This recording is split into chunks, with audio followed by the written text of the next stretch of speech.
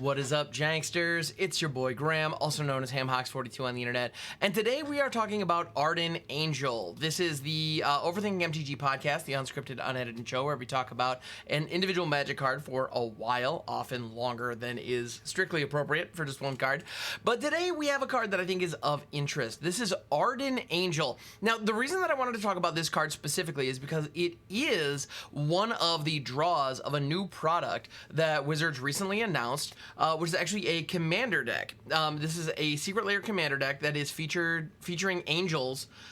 Specifically, it's actually called Angels. They're just like us, but cooler and with wings.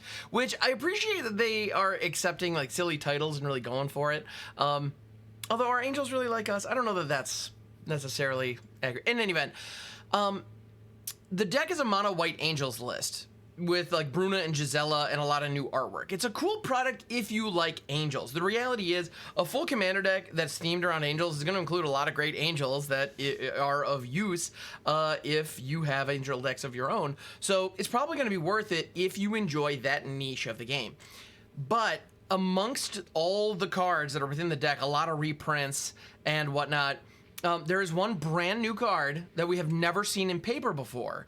Now, I specify in paper, and that's Arden Angel. It's a 4/4 flying angel for 4 white. At the beginning of your upkeep, if Arden Angel is in your graveyard, roll a 4-sided die. If the result is 1, return Arden Angel from your graveyard to the battlefield. And it has flavor text saying, cast from dreams and forged in hope. Which, I gotta say, if that's not really fitting flavor text for an angel, I don't know what is. So, this card is interesting in a lot of different ways. At the end of the day, a 4/4 flyer for 6, even in a relevant creature type in Angel, is generally not good. It's not quite where you want to be. Now, the fact that it can basically just reanimate itself, you know, it has a 25% chance of just going from your graveyard onto the battlefield, is actually really cool. Like, there aren't a lot of cards that just reanimate themselves like that. I mean, we have some cards like Narcomoeba or the Amalgam from Shadows that, like, can bring itself from the graveyard onto the battlefield, or good old-fashioned Bloodghast, I suppose. They can go from the graveyard to the battlefield if certain conditions are met. And so you can build your deck to try to meet those conditions. This is one where there's nothing fancy you gotta do. Just roll the dice. If you have it, great. If not, all right, keep moving on. You'll get another crack next turn, assuming it's still in your graveyard. So the card is an interesting design, and it's the kind of thing that I do want to play with. However, it's interesting that this is showing up in an angel-themed deck because that is the one type of deck that I'm not interested in running this card in. Honestly, I'm intrigued, but I would love to get my hands on a copy of Arden Angel because I have a lot of decks, especially ones in like Abzan and Orzhov, that can discard cards or mill cards into the graveyard and then reanimate creatures from there. And you can do some really cool things in that space. And in those kinds of decks, Arden Angel is great because if you're just milling a ton anyway, or you're discarding cards from your hand, whenever you get an opportunity, just put Arden Angel in your graveyard, and then you may be able to get it back later.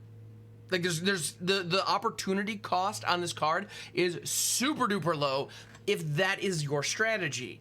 In a dedicated angel list, especially one that's full mono white, I mean, how is Arden Angel getting into the graveyard to begin with? Well, you're probably casting it onto the battlefield, having it die, and then it gets to come back. Like, okay, like that's fine, but you start with a 4/4 flyer for 6. There are better things you can be spending your 6 mana on. There just are. I know that white has some discard effects. Like, it's not unheard of. I know there are cards like Restoration of Iganjo that do allow you to discard cards, and there are some other ones out there. I know, like Seasoned Hollow Blade and things like that. So, all right, you could theoretically, in a mono white list, run kind of a reanimator strategy along and leverage Arden Angel as part of that. So it can be done. But in an angel themed deck like this, I mean, looking at the deck, it looks like it's very much focused on generating angel value, buffing angels, getting value from angels entering the battlefield, all those kind of, I don't know, classic angel stuff, right? Where you're putting a lot of big bodies on board, you're gaining life. It's cool, like, it's a fun style. If you're into it, rock on, get after it. And at the end of the day, angels, actually, and come to think of it, that's really the problem with this. Angels nowadays are very, very inexpensive for how strong they are. The reality is, cards like Righteous Valkyrie is a 2/4 for 3 that gains you life, and if you have 7 more life than your starting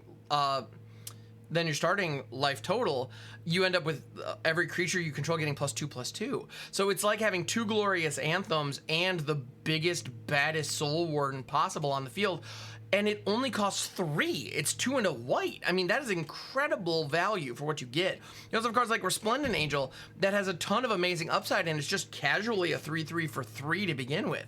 I mean, that's why you see Collected Company and these cards getting together to form incredibly valuable decks in formats like Explorer. You know, at the end of the day, Angels are very large, they all fly, and they provide some kind of upside, often in the form of life gain, for dirt cheap. They are phenomenal value, at least these days, like newer printings of Angels.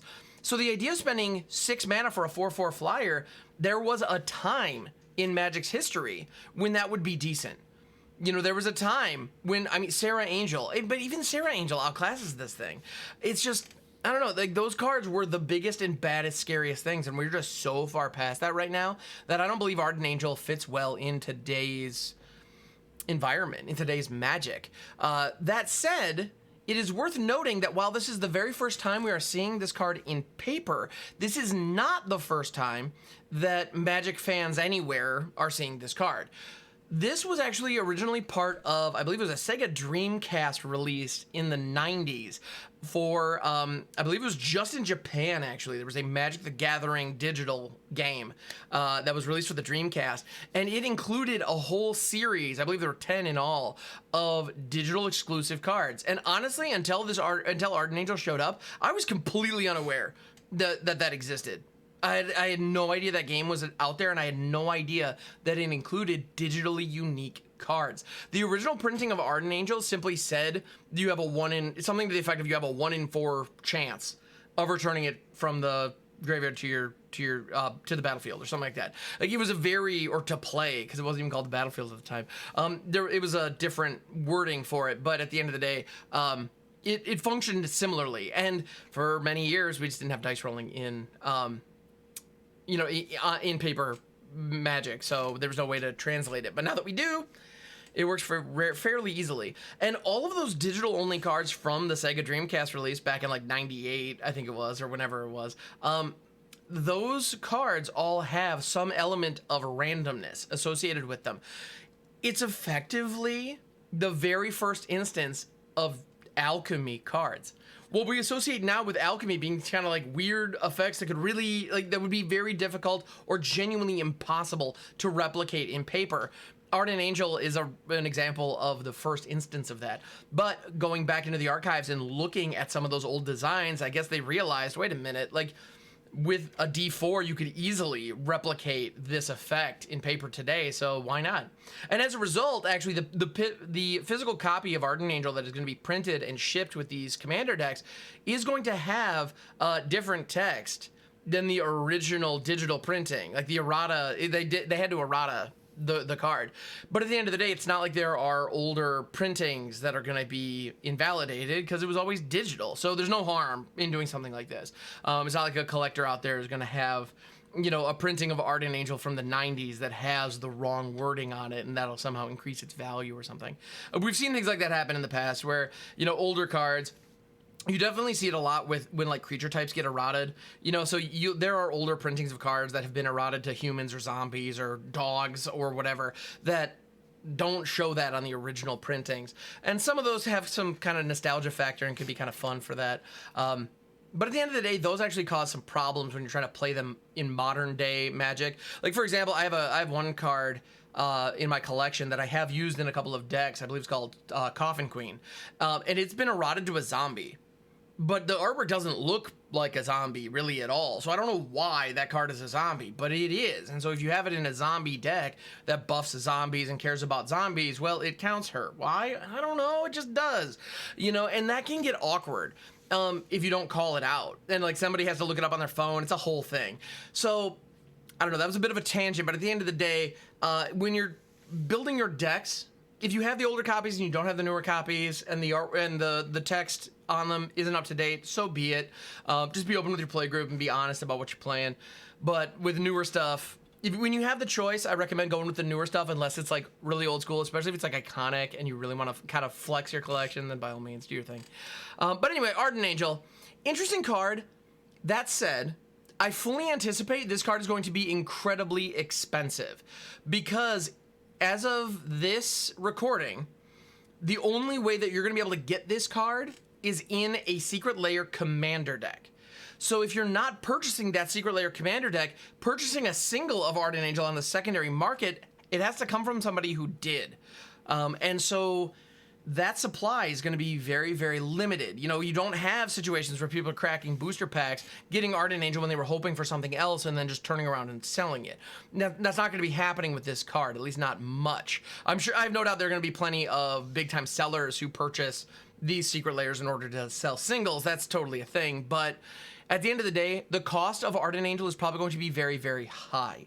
And in reality, this card is probably not worth a lot of money. You know, if I'm building an Angel deck especially, this card is not worth the $20, $30, $40 or more that some people are going to be asking for it just because of how rare it is. So don't be caught up in the number. If you see this listed somewhere and go, man, I love Angels, why is this such a cheap, why is this such an expensive card? It doesn't read like it's really that good. It's purely because of scarcity. If they were to run a printing of this that does find its way into boosters, either through the list or as a reprint in another set or in a Commander product or something, the price would tank. And that may happen in the future. So if you're intrigued by this card like me and would like a copy for one of your decks, hold out. Like, now is probably not the time to get your hands on it, because it's neat, but it's also not game breaking. If you're in a game of Commander, yeah, getting a free 4/4 flyer is decent, and it could be a factor on the board, but in reality, it's probably not going to win you the game in many cases. So, in any event, interesting card, good stuff. Thank you so much for checking out this episode of the Overthinking MTG Podcast. It's available on YouTube as well as anywhere podcasts are available. So please like, subscribe, follow, download, whatever it's called on the platform in which you consume this, because all the engagement helps very, very much. So with that, I'll catch you on the next one.